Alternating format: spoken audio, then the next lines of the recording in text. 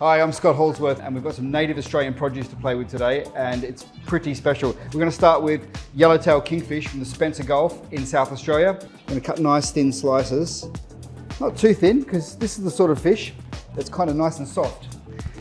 Also, because it's not cut that thin, it's the sort of thing you could probably do at home. Now we're going to make a dressing. So this is our house ponzu sauce. So it's basically lemon juice, soy sauce, and some rice vinegar. We've got this awesome Aussie Manuka honey. It needs a little squirt. Ooh, probably more than enough.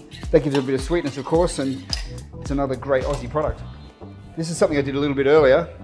These are pickled chilies. I'll have plenty of these on here. These are a little bit hot too, so let's put our dressing over. And this is Tasmanian native Pepperberry. This company, the Saltbush Kitchen, produce all kinds of amazing salts and rubs. Look at this little bit of saltiness on there. Wow. This is a bit of our house-made mayonnaise. And to give it a bit of Japanese edge, we've got these renkon chips. And then, you could use any salad leaf for this, but we're using Japanese leaf called mizuna. And of course, finishing it off with some of the Cobram estate extra virgin olive oil, a little swirl. That's the stuff. All right, I'm pretty stoked with that. So that's our Aussie Yellowtail Kingfish with Manuka Honey Ponzu, pickled chilies, our house-made mayonnaise, and some Tasmanian Pepperberry salt over the top.